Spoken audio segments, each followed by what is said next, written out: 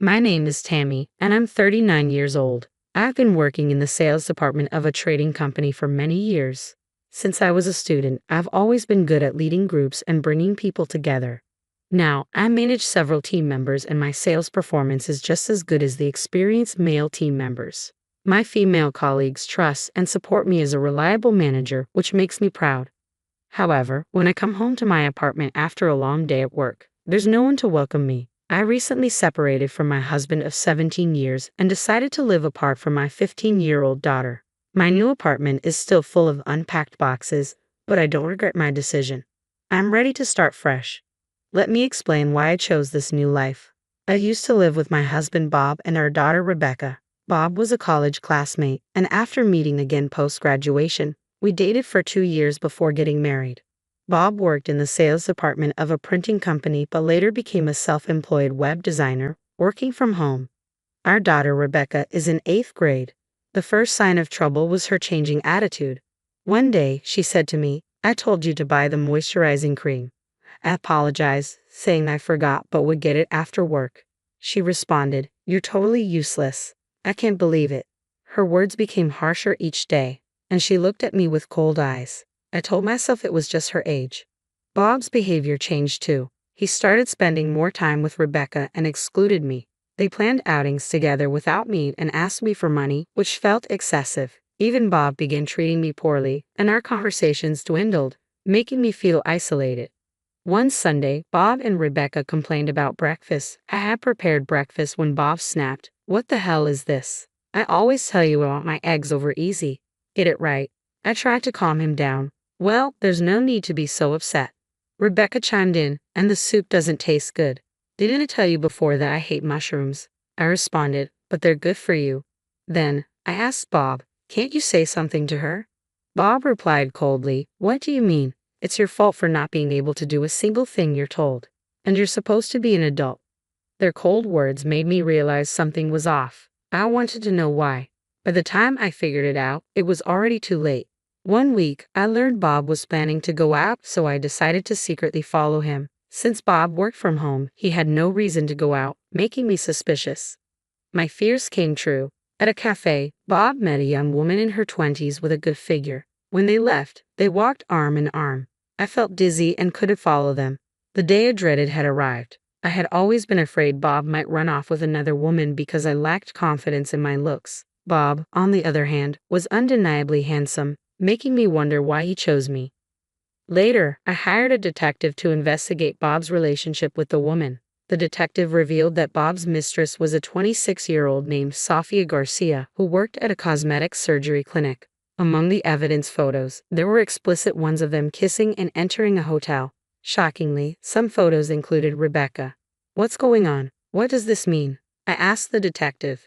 "It appears that your husband's relationship with Sophia is approved by Rebecca," he replied. I was dumbstruck, feeling an acute sense of alienation and loneliness.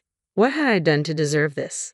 Holding back tears, I asked the detective to record conversations between Bob and Rebecca. They would take money from me to enjoy their movie dates and shopping sprees. I was certain there must be undeniable evidence in their banter.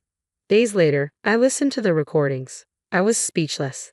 "She's seriously annoying. She can't even follow simple instructions and then tries to play the mother card," Rebecca said.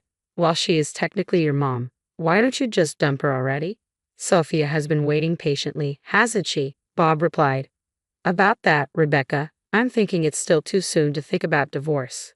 "That doesn't make any sense. Sophia has been waiting, right? I've talked it through with Sophia. I just can't stand breathing the same air as that ugly woman." "Same here, but she earns the money, more than me, frustratingly so. You get it, right?" "Is that so? I didn't really know." "Yeah, that's how it is. If I divorce her carelessly, I won't be able to use that money. We've got to play this carefully. So we just pull out all the money we can and then let Sophia move in." "That's right. I need to check if Sophia can handle that kind of life, and if not, I'll have to persuade her. I think Sophia will be fine. She's so understanding. Beautiful women are just different, you know." "Yeah, I know. I regret it so much. The biggest mistake of my life was marrying that ugly woman." That day, under a hot shower, I wept copiously. I cried and cried until I finally made up my mind. Enough was enough. If that was their plan, so be it. I'm not stupid.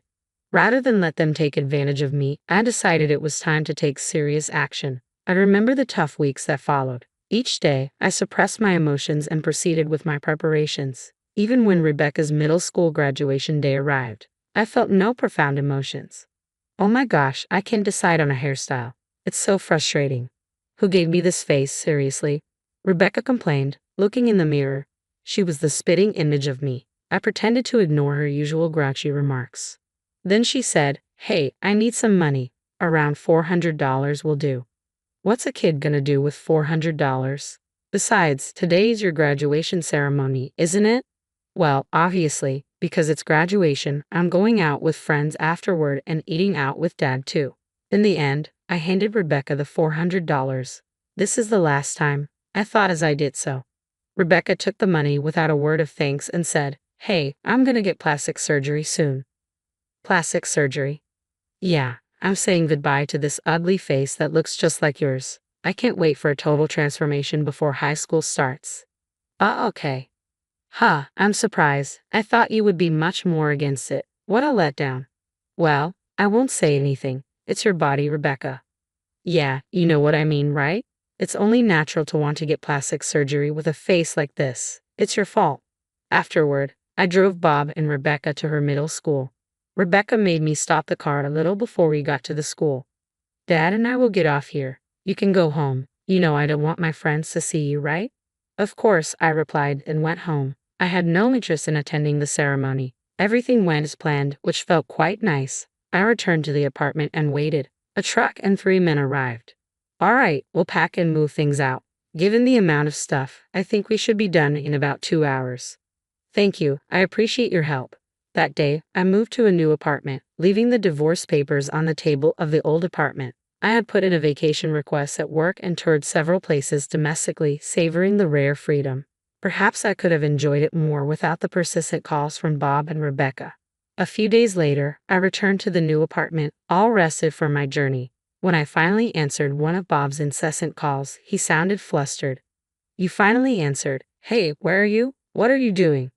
"I'm just relaxing in my room, watching TV." "What is it? You sound so flustered. Is something wrong?"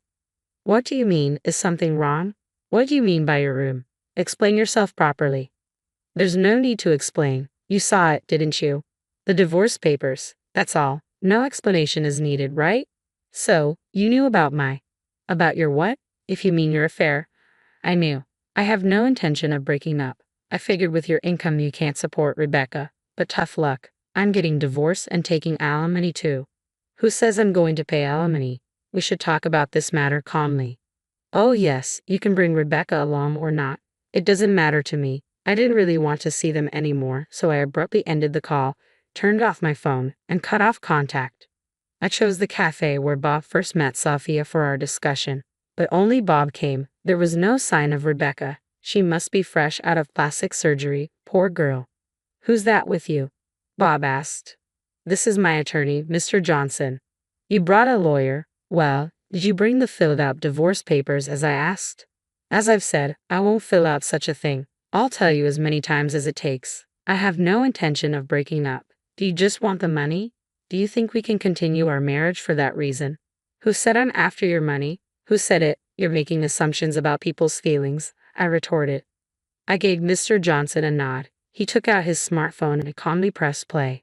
What started to play was a conversation between Bob and Rebecca from that day. Bob's face turned pale instantly. "It's quite something to have your own bad-mouthing played out right in front of you. I don't want to breathe the same air as that ugly woman. If I carelessly break up with her, I won't be able to use the money." Bob's voice echoed. No matter how many times I hear them, those harsh words cut right through my heart. Knowing that this is his true feeling sends chills down my spine. A recording? What the hell do you think you're doing? What am I doing? I think I should be the one to ask that. Did you use the money I gave you to go out with that woman, Sophia? That's not exactly. Mr. Johnson interrupted. May I confirm something? You don't intend to divorce, correct? Bob nodded, and Mr. Johnson continued. In that case, we will file for divorce with the family court. We can also discuss the division of assets. The court will hear the circumstances and verify the facts to decide whether or not the divorce should proceed.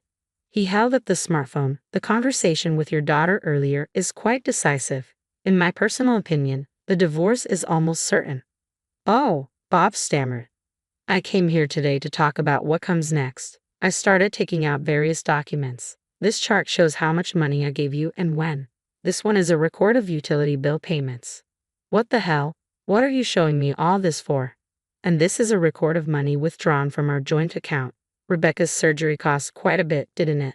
Eyelid surgery, eye shape correction, double eyelid surgery, nostril reduction, philtrum reduction, creating tear bags, cheek and nasal bone shaving.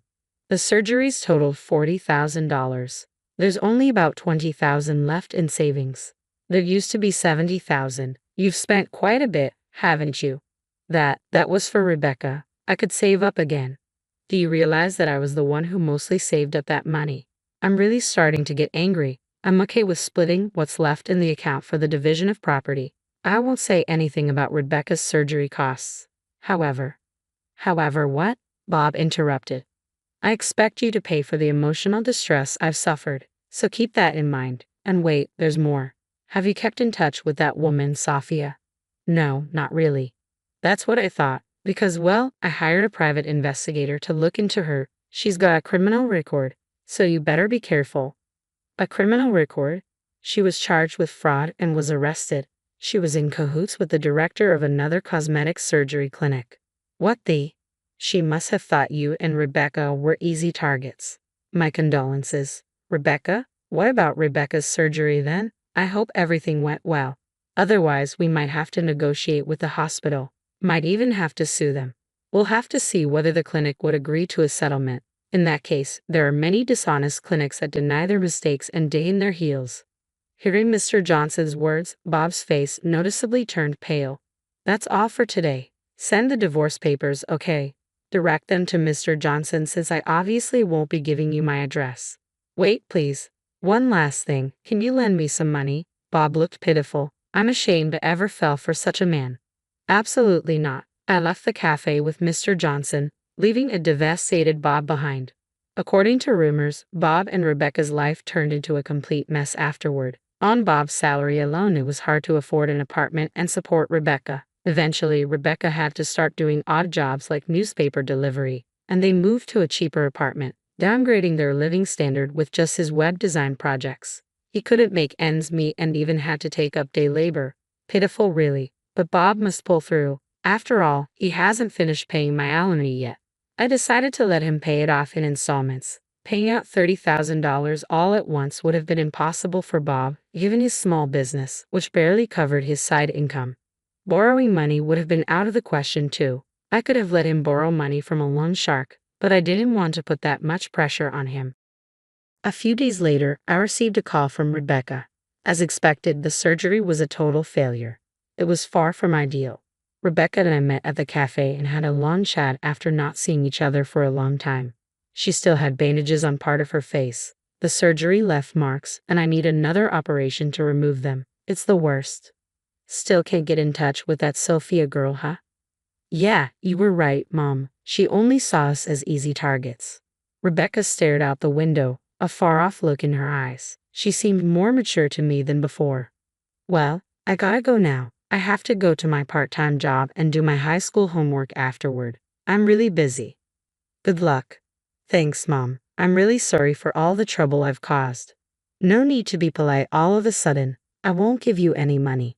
Okay, I won't ask for it anymore. With a wave, Rebecca left the cafe. And that's how I ended up where I am today. I don't have many regrets. I'm satisfied with my current life. Rebecca is practically living on her own now, and I have no lingering feelings for my good-for-nothing ex-husband who had nothing going for him except his looks. I saw him the other day in town. He was covered in dirt, working in construction gear with a helmet. Did he always have such gloomy eyes? He looked so different I barely recognized him. Making a living is hard work, and he deserved to be in such a pitiful state after wasting so much money. It's not all about looks. I truly believe that now. I will continue to do my best as I am. In my eyes, the future now looks brighter than ever as I've hit the reset button on my life.